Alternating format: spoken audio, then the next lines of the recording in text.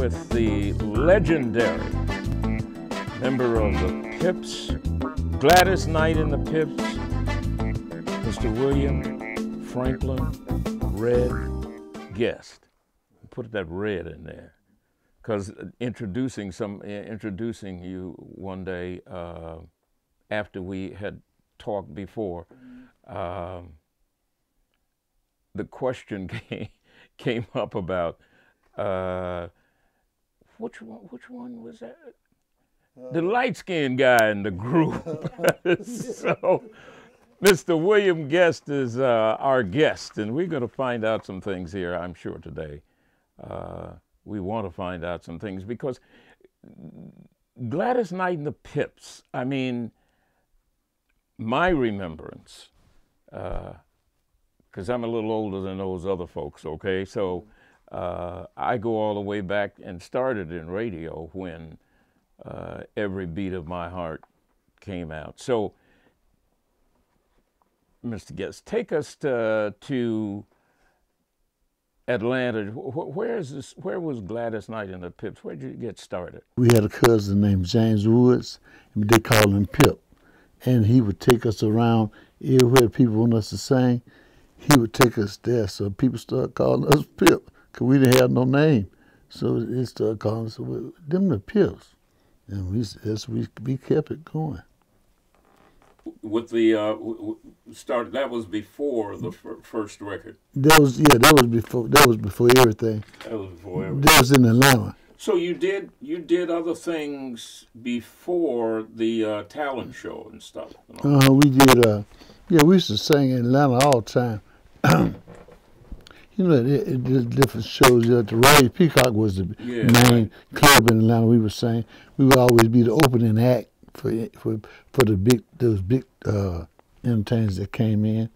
We always was opening act, and Pip was our manager, but he was our cousin. And but then the man that owned the Royal Peacock was named Henry Wynn. Henry Wynn. Mm-hmm. You remember Henry Wynn? And Henry Wynn, he started working us there as a house group. And so we just named ourselves Pip. You know, we just kept Pip's name because he's the one who kept us getting work, you know. Yeah. So. What groups or during that time influenced either what you did or was the influence that you I tell you what, a lot of times when people I answer this, a lot of people say, what? But you know who would influence us? Hank Ballard and the Midnighters. They was from here. Yeah, they were. They were from Detroit. And when they would sing at the Royal Peacock in Atlanta, well, Henry Wynn, the man that owned the Royal Peacock, he would always get us to open up the show because the Hank Ballard was hot, but we was hot as a young group. We were hot just like they was. And people would love to come see a show like that with us and them. And Hank Ballard and the Midnighters. Hank Ballard and the Midnighters, who were very hot in the South. They were real hot. The Five Royale. The Five Royales and Hank Ballard and the Midnighters was the hottest thing in the South. Hottest thing in the South. That's right. That's right. And Ray Charles recorded What Did I Say? Down there live in the stadium down there That's in right. Atlanta at that time. At the casino, I think. The Royal Casino. Royal Casino, I know it was at the stadium. Or at the stadium, the Royal Casino or the, I forget the name of the stadium. I can't remember it either, but it was a stadium. I remember it was a stadium down there that they recorded at.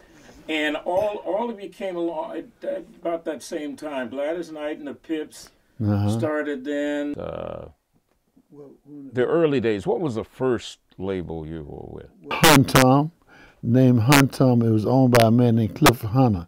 He owned a club in Atlanta. Did y'all cut in Atlanta?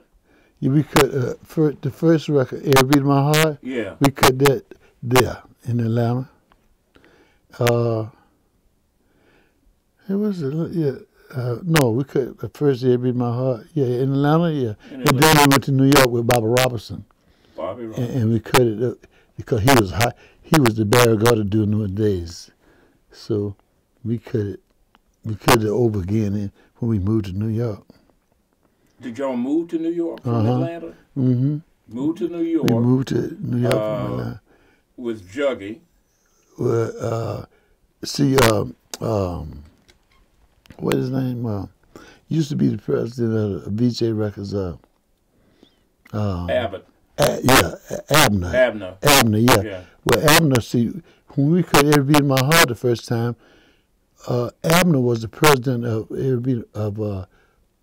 VJ Records.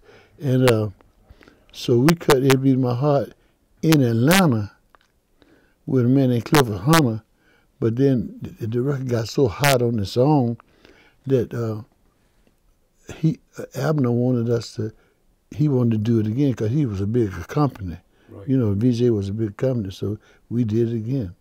And we did it with him. Mm-hmm. And so it was out on 2 labels. It was out on VJ, and then we recorded with Bobby Robinson. Bobby Robinson. Bobby Robinson. I mentioned Juggy Murray. Juggy Murray and Bobby Robinson were the two big guys during that time. Back then. Black. They were the Barry Gardys. They were the Barry Gardys of the day. Mm-hmm. And that VJ, was the lady that owned that, was a disc jockey in Gary, Indiana. Yeah, lady. Named Brecken. What's her name? Vivian or something like that. Yeah, something like that. Yeah. And they had the Beatles before. Yeah, they did. Before Capitol did. That's right. And then after she had it, then Abner became the president of VJ. That's amazing how all of that came about. Abner was there, VJ. And when did y'all go to Motown? Well, we went to Motown. Let me see. We went to Motown. How far after that was a long time after that because we went back home, back to Atlanta, and we started singing with a record company called Huntom. Clifford Hunter. He owned that company. He owned a club there, and we started singing at Huntom. Then we started getting popular, and Bobby Robinson from New York, he was hot then like a Barry Gordy during that time, and he called us up and asked us. He said, "Don't worry about the money. I'll send for you and pay you fare here," because he heard that we wasn't under contract, and so he paid for the air tickets and everything. We came there. You were not under contract at the time that, under contract with the record label at the time that Every Beat of My Heart was happening? No, we wasn't. Wow. And then Every Beat of My Heart became so much popular then after that because we had went on and signed with Hewitt Abner at VJ. And then they took it over from Huntom and started promoting it like a record should be promoted. And they made it a hit. And then plus what made it so big that they was promoting it and both of the labels was promoting it. At the same time. Y'all had it going on. Didn't even know it. I didn't even know it. I was wondering, were you at that time aware of just how big and important you were as far as the record companies were concerned? No, not at first. And then later on, you start knowing because people start calling you up and want you to come and do interviews with them in different states and different radio companies. Yeah. And your records start getting hot at these main stations. And then we said, how is that happening? and I mean, that's what we're doing. So, how was black music at that time? We're talking about a time when the form, the soul music was being called soul music, which was really started by Ray Charles. That's how right. when people talk about soul music, that's where it came from. It came from Ray Charles. And at that time, there was a radio station in Nashville, Tennessee that everybody knew about across the world, WLAC. Yeah, that's right. John R. And I'm thinking that was the first time that I heard the song. The song. That was the first time I heard it. And they was the one that really got it really pushed up and going, because everybody everywhere would listen to that station. You couldn't get it to at nighttime. Right. And they John started, Richburg. Yeah, they started playing it, and it just moved on. And before you know it, everybody wanted to play it. So we said, man, we got us a hit record. Everybody said, man, y'all didn't know y'all had a hit record? We said, no. And they said, well, y'all do. So that's that interesting times, because that was the start of the first black labels were starting to happen. Soul music was starting to happen. When did Gladys Knight and the Pips go to Motown? What year was that? I forgot. I don't know. 68, wasn't it? 66, I think. 67. I think it was 66, 67, because we all came here at the same time. Yeah, I came here in it was 66, 67. Yeah. How did they treat you when you...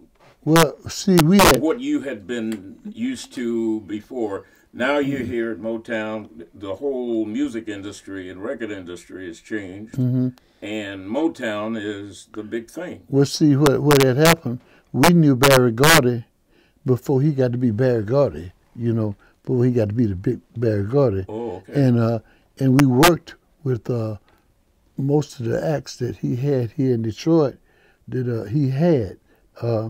So, we was becoming friends to most of the artists that was from here, and because we would work together. And we would see him, Barry Gordy, all the time. And during that time, he wanted us to, he had asked us then to record for Motown? For Motown. Before you got to Motown. Okay. What is interesting is Abner and Larry Maxwell, who was what to you then? Oh, Larry. Larry Maxwell was a pretty big guy in the record industry too. He was building a lot of companies. See, during that time we started letting a lady named Marguerite Mays. Willie Mays' wife. Right. We knew her and we lived with her. We lived in the same house with her and her sister and her nieces and them in Long Island. Wow. And so she started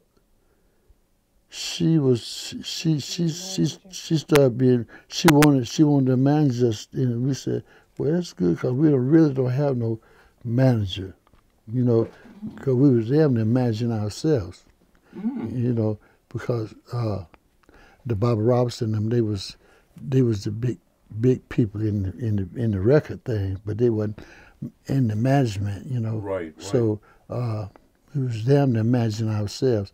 Who was the first producer at Motown? Motown had a thing of producers producing the acts. They would call in the acts and produce them. Who were your first producers? Remember that?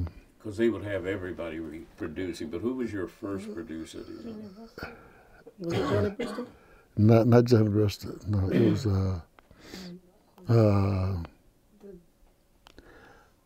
no, during that time, Norman Whitfield was popular.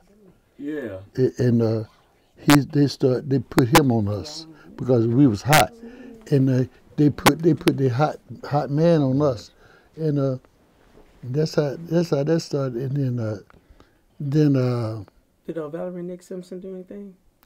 No, they came along later, because see we knew them. We were living in New York, and they was too. Okay. Yeah, they lived in New York too. We would work together all the time. Okay. Valerie and Nick, you know, and then they came later on.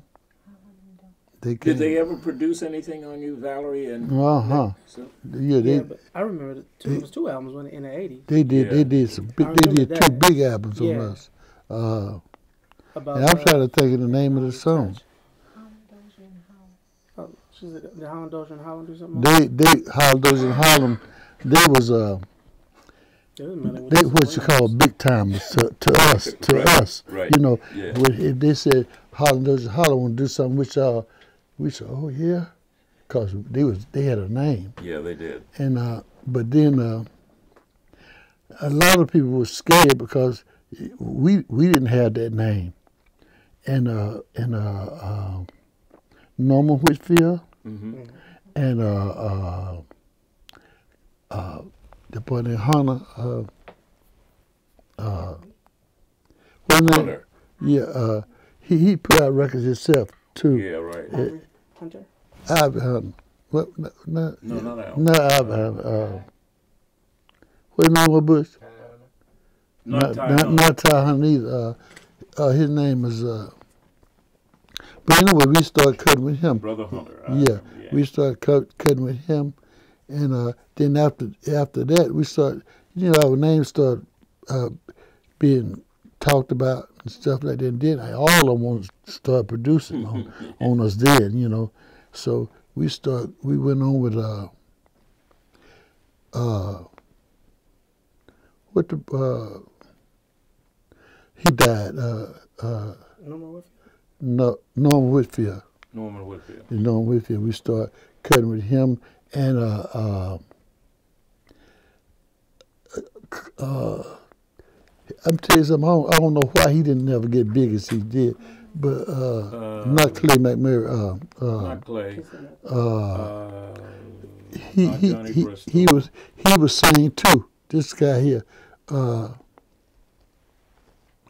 He had some hit records out, a couple of them. But anyway, he was a producer up there too, so he wanted to start producing on us. We said, why not? You know, we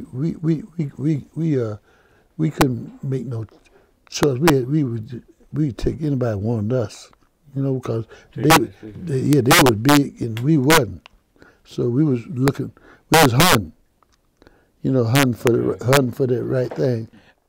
How did they treat you when you got to Motown? How did they treat you? You had already established yourself as artists. Yeah. How did they treat you? Well, first of all, we used to work with the acts they had there before. You know, they would always work with us, and they would come back and tell Barry Gordon. But Barry Gordon would come to see us all the time, you know, because we was hot, to tell the truth like it was. We was hot. We was hot for their acts and everything. Matter of fact, they had to hit records out, because I guess Barry Gordy had the right kind of promotion for his people. But at the same time, when they was on the show with us, that didn't mean nothing, not to us. You know, we said, y'all took care of him when you got on the show. Took care of Live-wise. We took care of him, and that's why he wanted us to come there, because we would take care of business, you know, and then we knew him a long time ago anyway. You know, when he was with Jackie Wilson. Right. Yeah. He used to come to Atlanta at the Royal Peacock down there with Jackie Wilson and quite a few other people there. Barrett Strong, when he made money. Yeah, and stuff like that. And he was hot, I guess, promoter then, producer. Hot producer. Yeah. Mm-hmm. Yeah. He's been talking about it here lately too. Yeah. No, Barrett. Barrett, yeah. And so... There's always the talk of money. Did you get paid for... Yeah, always. Did you wrote the song, did you get paid for? Did the publishing pay you? And during them times right there, didn't nobody get paid. Tell you the truth, didn't nobody hardly get paid. That was going to be my question. Did you all write any songs at that time? Yeah. That went under the publishing of... Yeah, we started learning the business. You know, right. And then we started saying, hey, we wrote that. Well, he didn't write that. we wrote that. And so And then we started knowing how to get our credit where we were supposed to. Yeah. So, and we really didn't know that's where the money was at first. That's where the money. Then we started finding out the money was with the publishing, so we grabbed hold of everything we did something with. Speaking of songs like that, I'm going to jump to something. When y'all were on the road and with all the groups, that was during a time period when there were shows, there were lots of groups on the show. There were 6, 7, 8 groups on the show. Might be a blues act on the show. Yeah. What song, no matter what city you were in, got us over quick? Yeah. Every Beat in My Heart. Every Beat in My Heart was the strongest record we ever had, really tell you the truth.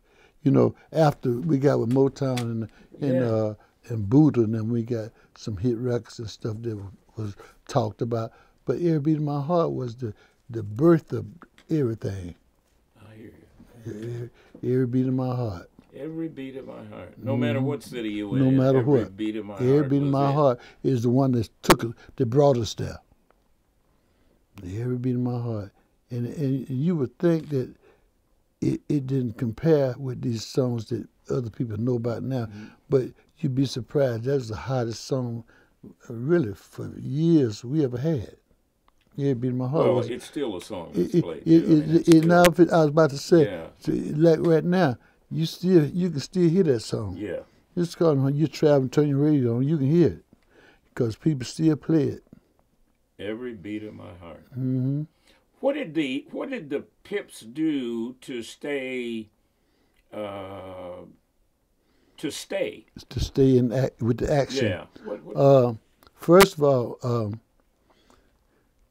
when we lived in Atlanta, the man that owned the Royal Peacock, which was the popular club there, and everybody that was somebody came there to work. Yeah, when you made the Royal Peacock, it was like making the Fox Theater here. Right, that's right. And he was he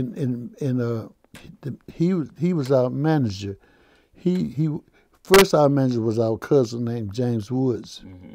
But then when we do a show at the Royal Peacock, I don't care who it was, it could be anybody. It didn't matter to us. You know, we want to do get over. and so he asked Pip. He said, I want to manage these kids. He just everybody call us kids. We didn't like that. People said the kids. They call us the kids. Cause we was the youngest things out, really. But we was ass kickers from little children. First of all, if you go to a show where none but grown people are, and you see a group come up on stage and they ain't nothing but kids, and they turn it out, then they'd be the ones talked about, and that's what we would do. We would turn it out because Hank Ballard and the Midnighters, they was from here, right? They was from Detroit, and when they come to Atlanta, they would work the Royal Peacock for Henry Wynn and stuff like that, and we would be on they would put. The people in Atlanta want us they love for us to be on the show with people like that because they know it's going to be a good show. Because before we go to that show, we say, shoot, man, we on the show with Hank Ballard and the Midnight. We got to go. we got to show out. And we would show out and dance. We would do steps that they didn't about hardly do but the Midnighters and the Five Royals. We could get funky just like the Five Royals. And like the Midnighters, they was hot and they do that nasty dance and stuff like that. We could do that too. we could do that too. And sometimes we'd be on the show with them. We said, we got to do one of them shows where we do some nasty dancing. And when we get through, people be saying, man, where that group is? Let's put them on again. Who did the choreography for Gladys Knight and the Pips? Us, we did. We choreographed ourselves. And then when we got to New York, we started knowing about Charlie Atkins and Honey Coles, which Honey Coles was the manager of Apollo, and they was a dancing act. And from then on, they took an interest in us because we would go there at the Apollo and turn it out, but we didn't have no training by no professional choreographer. We just did. We made up our steps in the living room, and we picked things up from other people like the Midnighters and people that was popular. Mm-hmm. And we made up our own stuff. And when we get to the shows with them, we would turn it on. And people say, man, them little guys, they can go. And see first people don't know the original picture is 3 girls and 2 boys. There's 3 girls with my sister, Gladys' other sister, and me and Bubba. And then Edward Patten and Langston George, they was with a group called the Overalls, and they was known to dance like a Hank Ballard and them and stuff. And so we start, me and Bubba and our sisters, we started learning. We said we need to dance nasty. Mm-hmm. We need to dance nasty like they do because they getting over. And so we would go home and at rehearsal, we would be do the moochie and all that stuff. You know what they call it. But nothing, even though that was happening and you say nasty then, that's no comparison to what you see today. No. I mean, all mild-mannered. That's right. When did Pop start choreographing you all? Pop, we didn't meet Pop until... Motown. We met Pop before Motown. In New York. Yeah, we met him in New York. And then Honey Coles, that managed the Apollo Theater, he used to tell us that, I want y'all to come here, Wednesday early, because there's some steps that you guys do. You don't understand how good it gets over. It helps you get over. And said, I want Charlie Atkins and my partner to be here to start teaching you, choreographing your stuff. We didn't even know what choreograph meant. We didn't even know what that meant. Charlie was before he came here. To Motown. Yeah, and Motown stole him from us. And and we didn't like that, because we called him Pop. He was like our daddy to us. And then when he came to Motown, when he went there, he told them that he really wanted them to look us over, because they'd be a good act for you guys. And but they knew it anyway, because we had worked with all of them before, So when Pop came there, he was the choreographer there at Motown, and but we knew steps that didn't nobody know but us and him. Mm-hmm. He hadn't taught the Temptation and them people all them things, because we worked with Pop before he ever came to Motown. He lived in New York and we did too. So when we came to Motown, didn't nobody want to go to rehearsal but us. And like everybody said, man, they'd be saying, we don't want to go to no rehearsal. It's 2 or 3 hours there with Charlie Atkins. But we said, we do, because Pop was like a father to us. We said, we do. And we would go all the time, and everybody would say, one thing about them kids, they don't mind practicing. And we would practice from morning to night, and we would work with Charlie Atkins. And he knew that he had a set of people that didn't mind working. They didn't mind, because that's how we came up. He had us when we was in New York, when we lived in New York. Mm-hmm. When we left Atlanta, we moved to New York. And he had us from then on. So Charlie was long before Motown, yeah, with Gladys with us. Tips. Yeah. And when he went to Motown, then we said, Pop, because we know Motown was popular. They had the Temptations and all them people like that did perform, that danced on and stuff like that. So we said, Pop, they done took you from us, right? He said, no. He said, ain't nobody take me from y'all. He said, hey, I'm still Pop.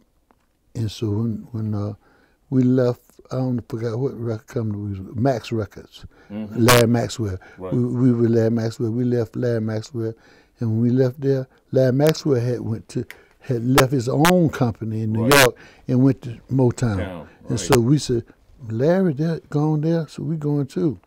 So we went to Motown right along with our same crew, tell you the truth. Because Larry, Abner was the first time. Abner was the first time gave us our first #1 record. Everybody in My Heart. Right. He was with BJ then. Right. So in other words, everybody wound up at Motown. Yeah, everybody. You, Larry Maxwell, Abner. Yeah, that's right. Everybody that was somebody that was making noise in the business wind up at Motown because Barry Gordy was smart. Barry Gordy was high all them people that's known. Yeah, he did. And he got them, and he brought all that same style and stuff right there to his company. And when you did get there and you started recording, at a point there were 2 different releases on the same song. Every Beat of My Heart. Not Every Beat of My Heart. At Motown, I'm getting to. Okay. At Motown, Marvin Gaye came out with the song, and Gladys Knight and the Pips came out with the song. Who was the producer of that? Well, they cut Marvin. They did Heard It Through the Grapevine with him, and then Norman Whitfield said, "Shit." He said, "Man," he said, Gladys and the Pips, I want them to cut that too." And we cut it our way. And it came right in the chops, right behind Marvin's, just like that. I mean, in other words, it was like 1 and 2 always 1 or 2, all the way up to the chops. And so that was it. So you went to Buddha, and how do you think things changed? I know they changed for the better for the relationship with them, but your popularity. I mean, did it make the group grow in popularity? Yeah, well, Buddha really did something for us. You know, when we went with Buddha Records, they showed us what promotion was really about. They promoted us. That's during the time when everybody started saying, "I saw y'all on the Ed Sullivan Show. I saw y'all on this show." Every big show it was, they made sure that we was on there. You know, and we made sure that they wanted us back again. Because, you know, like the way we was raised up, we was like, don't let them outdo you. Yeah. You don't let them outdo you. You go there and kick their ass. Go and kick their ass right now. Go and get it over with. Kick their ass. And that's where we was. Yeah. And so, and Buddha them, like Neil Bogart and Cecil Holmes and all them, we was raised up together in the street in New York. All right. Yeah. Yeah, Cecil Holmes was in New York. Yeah. Buddha finally moved to California. Yeah. Put their headquarters in California. Yeah. But then after that, put them closer to the TV shows and which was very stuff like important. That. Yeah. Yeah, that's what so they did. So you saw Gladys Knight and the Pips on the major shows, the midnight specials, and all that. All the big shows. But I tell you another person that was responsible for that too was Sidney Seidenberg. He was our manager. Sid Seidenberg is responsible for the popularity of B.B. King. Yeah. Turning a blues act into a major act. Yeah. And Sid Seidenberg, we knew Sid. See, long time ago, years ago, Sid was our accountant. You know, like we really didn't know about accountants and stuff like that when we first came out there. But we got to know him, and that's when our business started becoming a business. Okay. Because he would make sure that tax was paid. He made sure that we was doing what we were supposed to do. Yeah. And where the other people, a lot of these other people that had be involved, they were doing but cheating us and taking our money and everything, and because they know we didn't know no better, you know. But see, Seidenberg and them, they was business people. They kept excellent records, I can tell you that. Yeah. They kept excellent records. Yeah, they really did. Everything, even if you bought a pack of bubble gum, it was accounted for. Uh-huh. Everything. Yeah, and even right now, some of our business right now, some of the money we make now and checks we get now is because of them.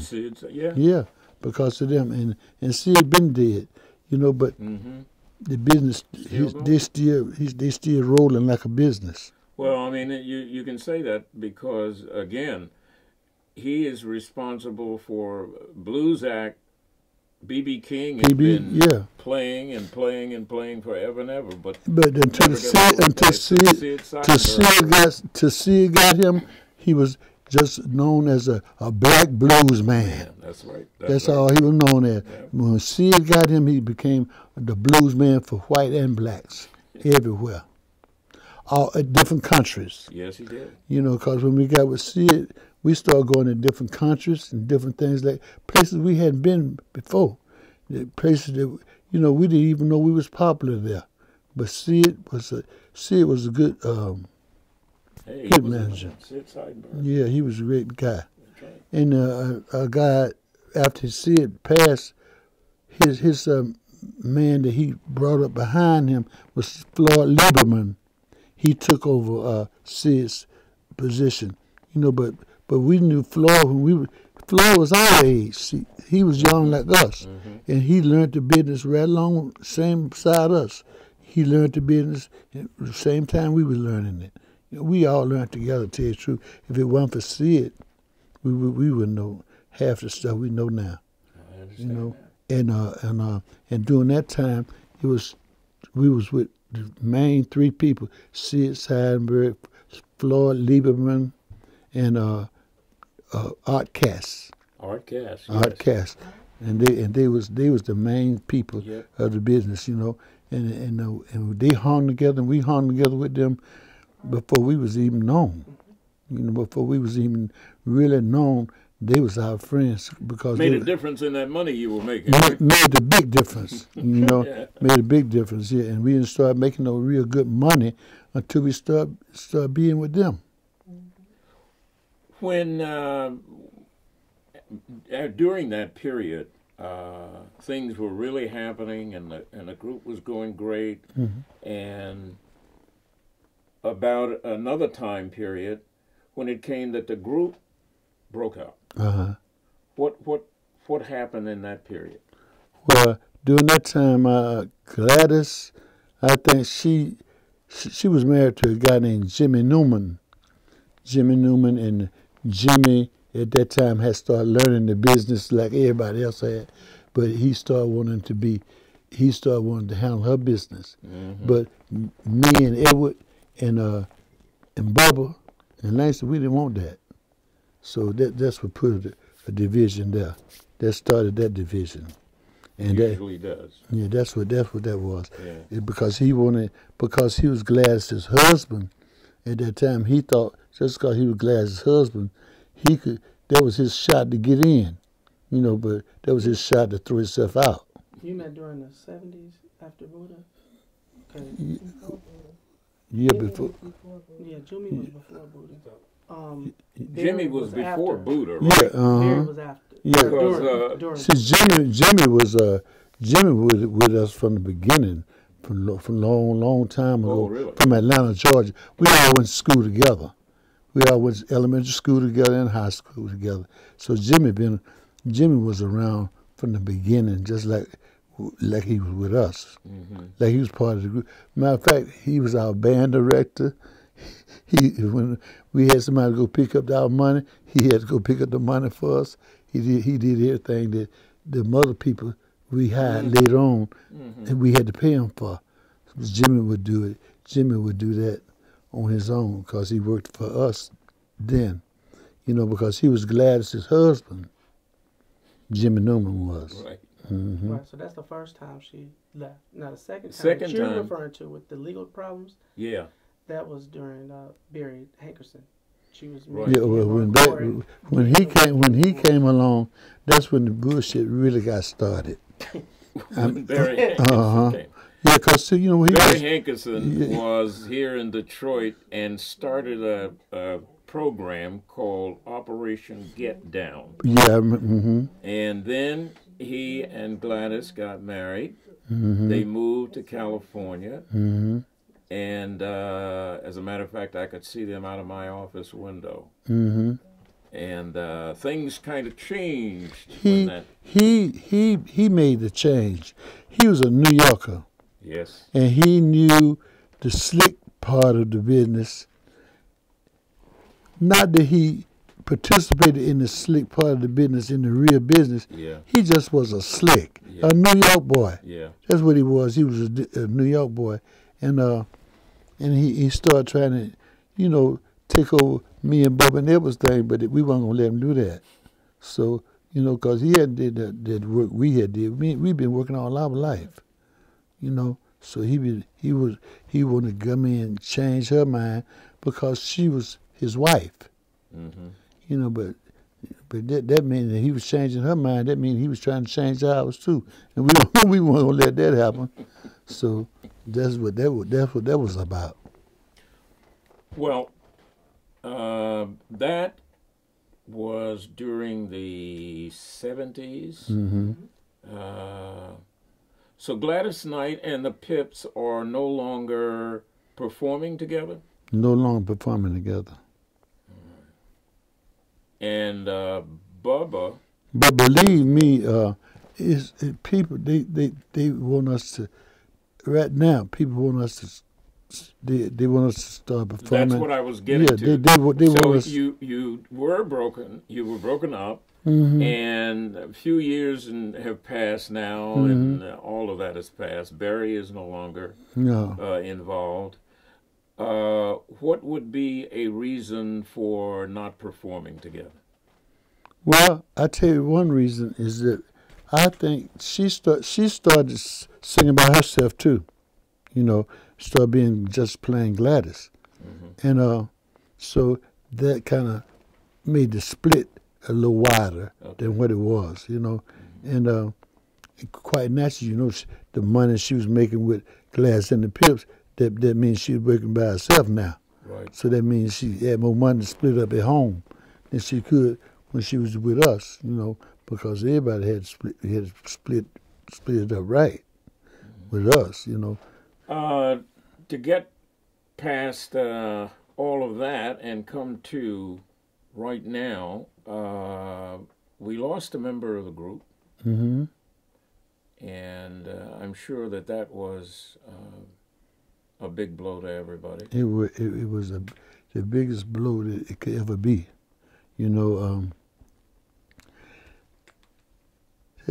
First of all, I never mentioned Langston George in this conversation.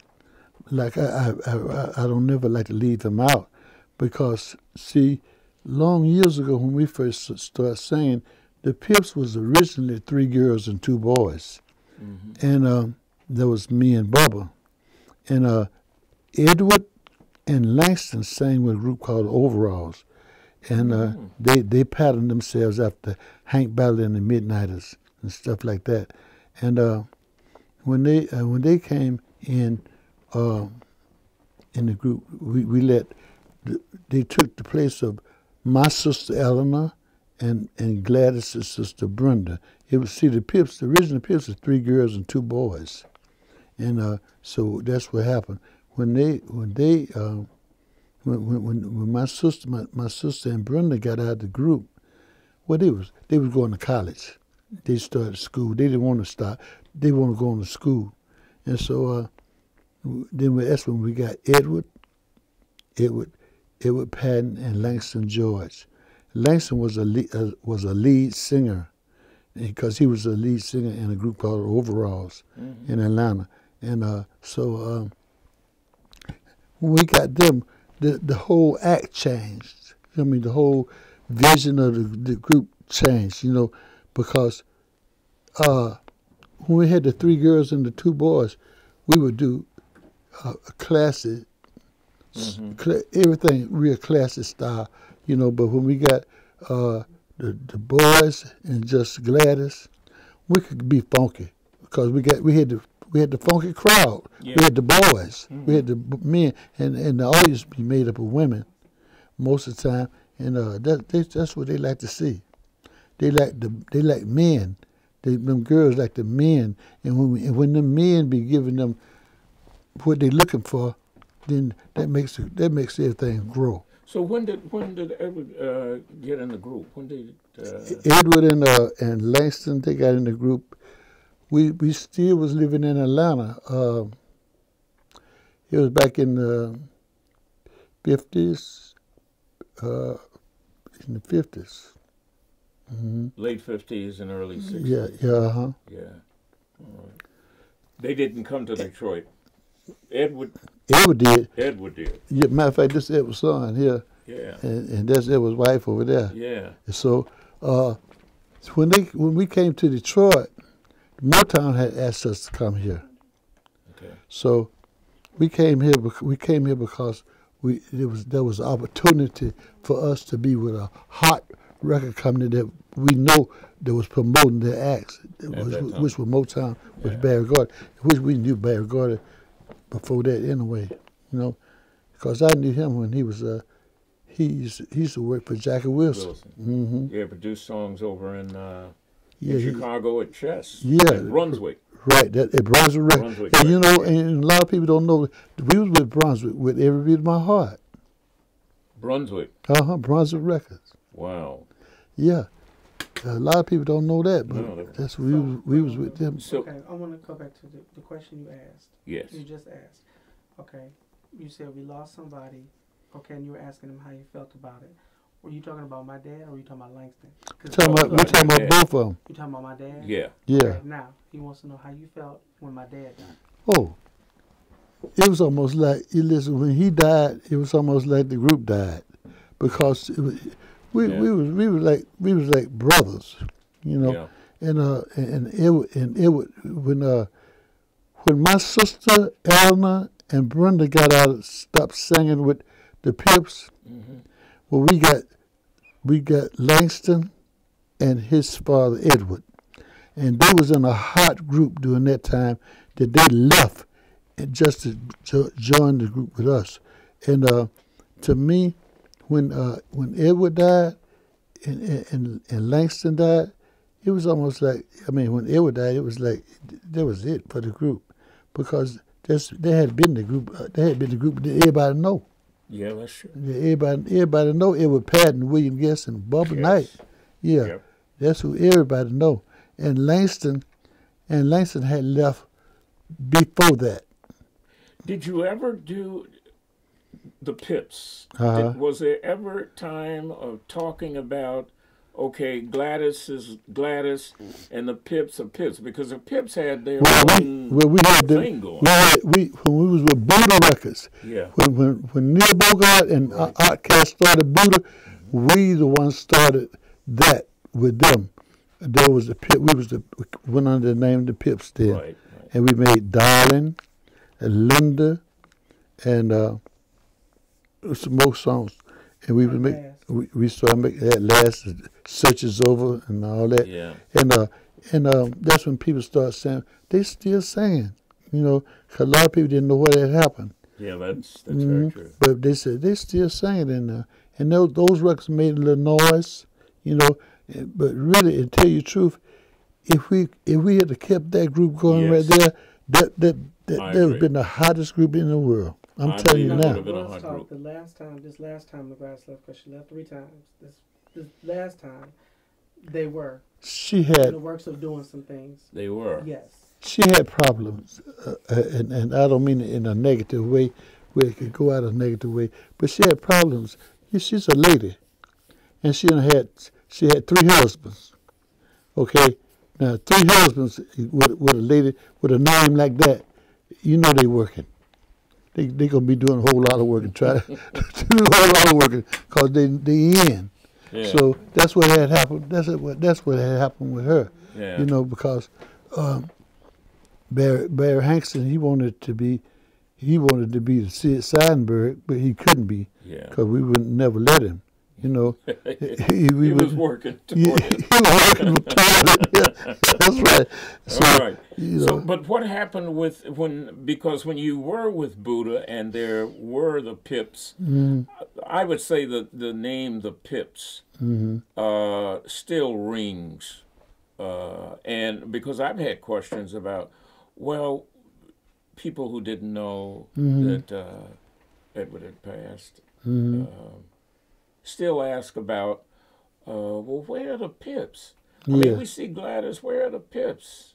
Yeah. And because there's still a lot of people who don't know that Edward. That's right. Today, people ask me right now. Yeah. People ask me right now, and they ask me, they say, well, you know, where's Edward? Yeah. You know, the ones that didn't know he had passed, you know. And a lot of people still ask me about Langston, too. You know, because Langston was with us when we first started making noise. Every Beat of My Heart and stuff with Bob Robertson during that time. And a lot of people still, you know, you'd be surprised by how fans, you know, a lot of times people ask you a question about fans. Fans really, if an artist forget a fan, man, that's the worst thing he could do, because they the one keep you living. They the one keep you working and everything. You know, to me, you know, when Langston got out of the group, Edward hung with us until he passed, you know, and so that was the group, me, Bubba, and Edward and Gladys. We kept it rolling, kept it moving, because we didn't want to break up. We didn't want to be like everybody else. We wanted to hang in there and be known to the world as somebody that stayed together and stuck and kept it going, because we loved ourselves. I mean, not in a cocky way, but we loved ourselves, man, because we know what we had been through. You know, we've been through things, man. If I talk the rest of the day, I could fill this whole day up and not miss an inch. Talk about all the things y'all. Yes, sir. Well, you still in the business? Yeah. We have a company called Crew Records, and Crew Records is Edward's wife and my friend Butch, and we got Crew Records now, and we intend for it to really go somewhere and do something. We got the Stub Girls out of here, out of Detroit, and we have Harold Holloway and Company. Yeah, you know, they're a gospel group, and we have Lou Wilson, blues act, and who else we got? But we got great plans to promote them, you know, because we chose them because they are different, and we got plans to really make it happen. Cause Lou Wilson, and then Edward's son, him, that's you know, he's one of our acts, you know, and tell you the truth, I don't like to say this, but you know what? All of our children, all of them is real talented. They're real talented. Well, they come from talented folks. Yeah, they're talented, man. You know, once we get this company rolling like we want to, we got a whole. He's releasing new material.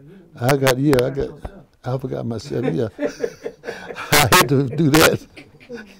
Because I'm depending on. So when are we going to hear about all of this? I mean, is there going to be a big announcement or a big anything or? Yeah, we're gonna. Bush and Eddie can tell you more about when our release is going to be, then because they take care of the business with the people. But I tell you the truth. If I have to say it myself, I tell you the truth. Once they release this album on me, people are going to be surprised, because it's going to be a good album. All right. It's a good album, you know, and if I have to say it myself. Well, if anybody knows anything about the business, you've been around it long enough to know. And I got some good songs, some good material. Yeah, that's you know what it takes. And you know what? And we did what we did. We really spent our time with our families right here in Detroit. Okay. Because this is where we live. You know, I'm an Atlanta boy, but I'm a Detroit boy too. See, I've been here more than I've been there. Yeah. You know, And we got right now in Detroit here, we want to become. I don't know how to say this, but we want to become the next Motown. Yeah, we want to be the Motown of Detroit. All right. Really. All right. And I think we got enough to kick off with. Okay. Yeah, we got enough to kick off with, you know, because we got some good talent and some good material and everything. It's just right now we're working on promotion and who we're going to get to do this and do that. Okay. You know. Sounds good. Sounds good. Mm-hmm. It has been very interesting talking with you, and this is the beginning. I can see that. I like to talk to you all day long. Next time you see me, you say, "Oh, I'm ready to go. Get out of here. Here he comes." Wants to talk about it. We appreciate it. All right. We have been sitting here today, and it has been very interesting. We've been talking about Gladys Knight and the Pips with Mr. William Guest of the Pips and all of what is happening and what is going to happen with him. And we thank you for